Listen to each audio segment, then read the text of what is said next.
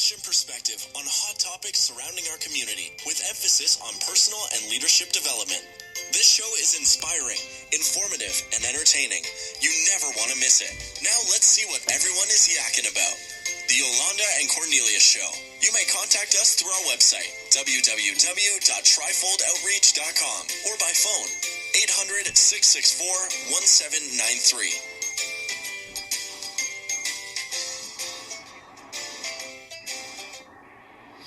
All right, welcome to the Yolanda and Cornelius Show. We greet you on this Monday from our show. You know, we're still practicing social distancing.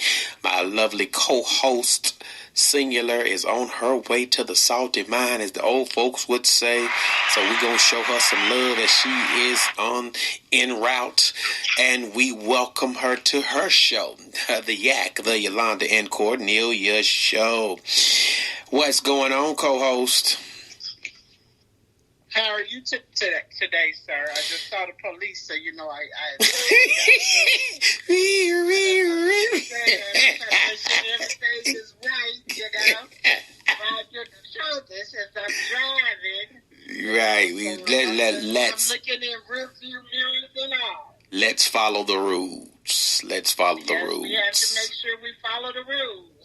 And let me say this, I'm doing great, but on the outset of the program, hey, y'all, we will get back to our book, but with so much going on and so much happening politically, socially, and even spiritually, there's some things, Yolanda and I, we're going to shift probably the next couple of Mondays through the month of June and probably July, to really bring you some content that's still relevant, but that will set you up for some things that's going to happen in the future. So, hey, let me just throw that out there to everybody who's listening. And once again, welcome to the Yolanda and Cornelius Show.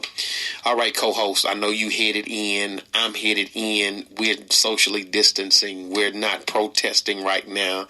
Today is Monday. I guess it's a peaceful day. But tell me what happened over the weekend in your life and what's going on. What's on the radar? Well, just, a lot going on. I think told you last week and this week, it seems like the air went out and everything. My car, my house, my car stopped running. I think when they got there, I think they were saying about $1,000. Of course, I think I started speaking in tongues. So just trying to recuperate. The car is running. I don't have any air, and I tell you, I'm beginning to perspire now. So, oh Lord! That is where I'm in this car. I try to run windows back up so you can hear me, but I'm gonna have to run back down to give me some air. But that's kind of what's been going on. Of course, we've was looking at all the protesting and stuff that had taken place around the world. And, I think someone asked me the question, had I protested? And, of course, with my line of work and what I'm doing and where I'm at most of the time, I had not got a chance to be a part of that. But what I will share with people, you have to know what you're called to do. Everyone,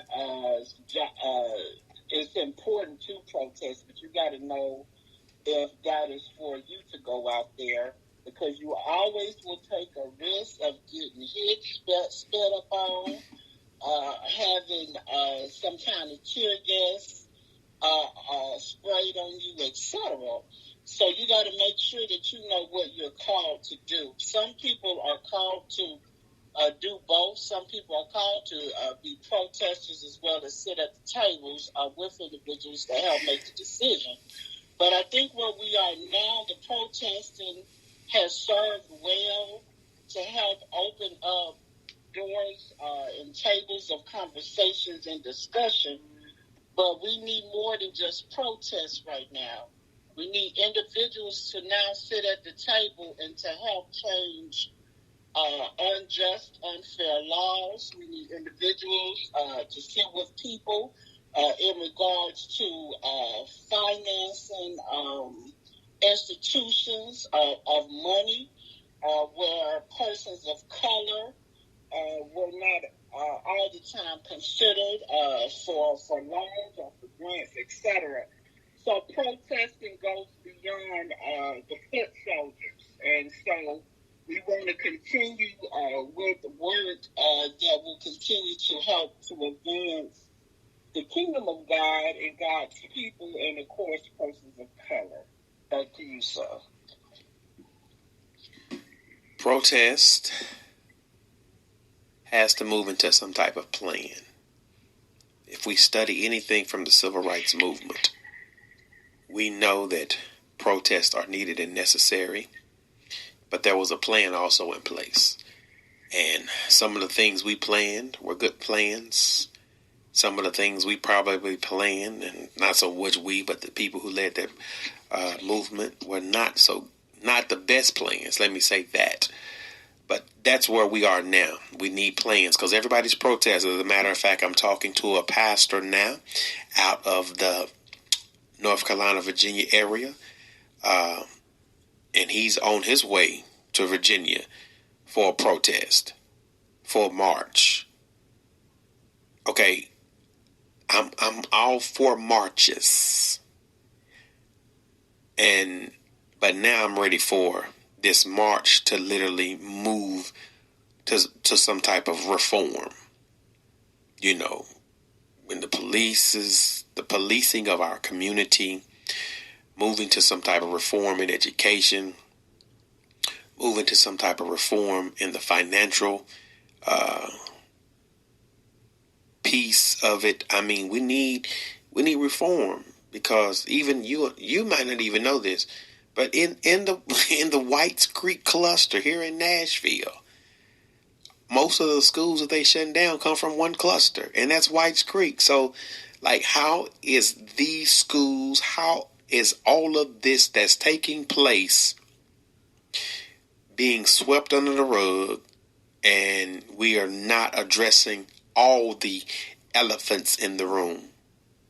And you know, I'm getting on my soapbox, but remember, we've had an officer kill a black man in Nashville last year. Like, we've been through this too. They wasn't holding him down, but he shot him, gunned him down.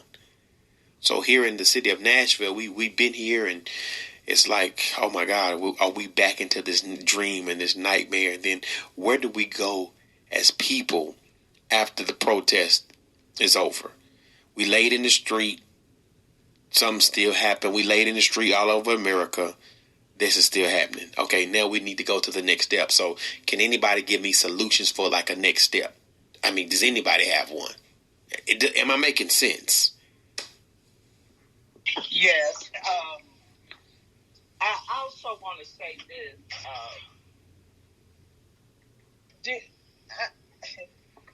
I couldn't do nothing but now of the brilliant mind of Washington, D.C.'s mayor. And we know now what the street is called, Black Lives Matter. I thought that was just brilliant. Boy. Because here's our president. He's going to take an opportunity to have individuals basically to use tear gas and basically hurt people to get them out of the way so he can get over there to the church, what is it, St. John's Church, and use it as an opportunity to take a picture with the Bible in front of the church. And of course, the bishop of that congregation, etc., was very upset. So he's using it as an opportunity to take a picture instead of using it as an opportunity for peace, to be a part with the protest, to tell people, hey, we understand and we're going to be working.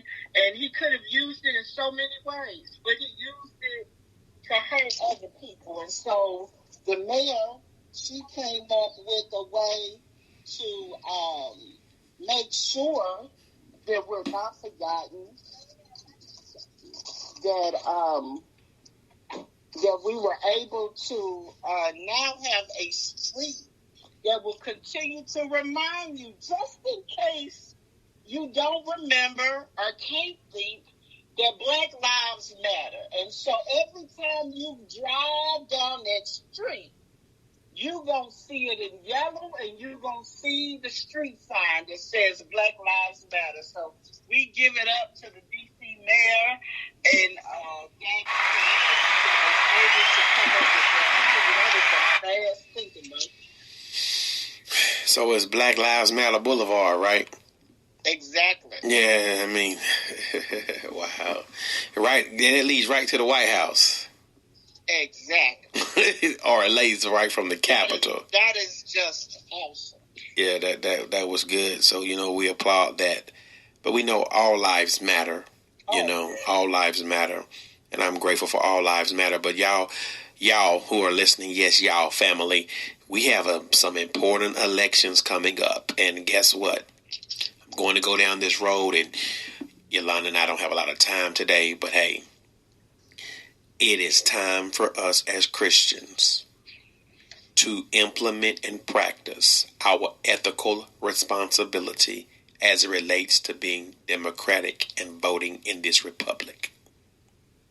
Let me give you one biblical illustration. Even Jesus' death was something that was voted on. Matthias, who replaced Judas, was voted on. Paul talked about he cast his vote. Voting is a convention, democracy, the republic. As a Christian, we should be voting. Go ahead, co-host. Yes, I think I want to just for like one quick minute speak to when you said all lives matter. I think it's very important for the audience to know. First of all, when most individuals who are persons of color make that statement, we're not racist or biased to make that statement. We're bringing that up for the simple reason because of police brutality in situations where persons of color, African Americans have been lynched, etc., mistreated, abused, that individuals understand that African Americans' lives matter. It does not take away from any other community of individuals to say that your life doesn't matter. But unfortunately, it is persons of color in America who have been the ones about 95% of the time that has been mistreated by individuals who hate, who are white supremacy, etc. So it's very important that we look at that and don't think that when individuals say Black Lives Matter, that we're not saying or think that all lives don't matter. Every life that God has created matters here on earth. So, but because it is the persons of color that's oftentimes mistreated, that is the reason why people bring that to up front to say, hey, our lives matter, persons of color lives matter, this police brutality and other ways in which we oppress people within certain systems is just wrong. So we just want to make sure that people who might listen to the broadcast, we don't care what color you are, your life matters to God. But we want to make sure that we're not using our color to mistreat people. Or even if it's not even color, I mean, it can be other ways in which we mistreat people. It can be even gender. It can be because of person's economics, So we want to make sure that we're not mistreating people because of their color. So Black Lives Matter. And then, of course, we know that all lives matter. Back to you, sir. It matters. It matters. It matters. It matters. All lives matter. Black lives matter. White lives matter. Hey, the disenfranchised lives matter.